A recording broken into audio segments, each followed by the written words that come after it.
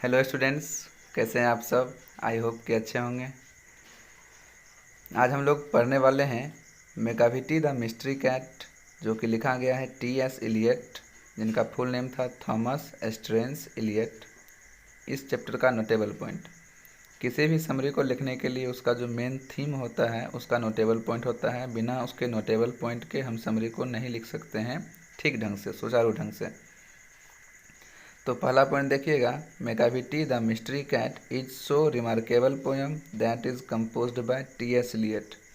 कहने का मतलब क्या हो गया, मेकाविटी जो एक रहस्यमयी बिल्ली थी, एक्चुअली में यह बिल्ली नहीं, एक मेल कैट था।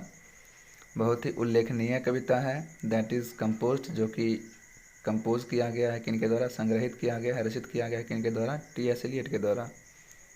इनका जो जन्म हुआ था, बोर्न का मतलब जन्म होता है, बोर्न 26 सितंबर 1888 को, 26 सितंबर 1888 इन अमेरिका में इनका जन्म हुआ था। और इनकी जो मृत्यु हुई थी वो देखिएगा,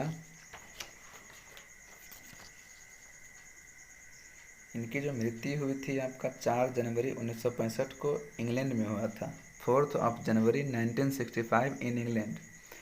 अगला पॉइंट में है, his important works include in, उनकी जो महत्वपूर्ण कार्य हैं, कौन कौन से कार्य था सो देखिएगा। पहला कविता लिखा उसने द वेस्टलैंड 1922 में। दूसरा कविता द हेलोमैन 1925 में। अगला कविता एज वेडनेसडे 1930 में। द कॉकटेल पार्टी 1949 को। 4 क्वार्टेट्स 1943 को। मर्डर इन द कैथेड्रल 1935 को, जिसमें सबका मोस्ट इम्पॉर्टेंट जो एग्जाम में पूछने लायक है, द कॉकटेल पार्टी, जो कि 1949 में लिखा गया है। आपसे पूछ सकता है कि द कॉकटेल पार्टी किन के द्वारा रचित किया गया है, तो आप लोग बोलिएगा टी.एस. इलियट के द्वारा। आगे देखिए, 5th नंबर पॉइंट है, he was awarded by the Nobel prize in 1948 for literature.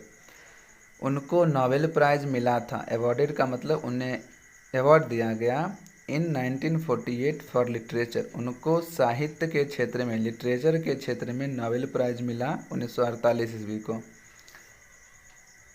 आगे देखिएगा, 6th number, Macavity the mystery cat is from his collection called old poems books of practical cat. कहने का मतलब क्या हो गया, Macavity the mystery cat is from his collection. यह जो कविता है किस चीज़ से लिया गया है, तो उनके पास एक किताब था जिसका नाम था old poems book of practical cat. इस किताब में से एक कविता लिया गया जिसका नाम है Macavity the mystery cat.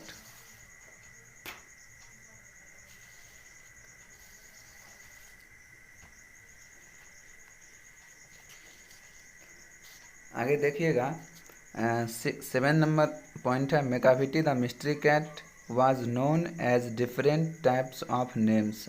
मेकाविटी the mystery cat को अलग अलग प्रकार के नामों से जाना जाता है। पहला नाम है आपका जिंजर कैट, इसका नाम अदरक वाली बिल्ली। क्रिमिनल, हिडन पॉ मतलब छुपा रुस्तम, यह बिल्ली अपने आप को लेविटेट कर लेती थी, अपने आप को गायब कर लेती थी, हवा में कभी कभार उड़ जाती थी। अगला नाम है ग्रिडल बोन। इस 7 नाम में से आपका एक नाम एग्जाम में पूछ सकता है, पूछेगा जिंजर कैट के नाम से किसे जाना जाता है, तो मेकाविटी को। तो ग्रिडल बोन का मतलब क्या था, उसकी जो हड्डियां थी मुड़ी हुई थी, इसलिए इसको हम क्या कहते हैं, ग्रिडल बोन। ग्रिडल बोन।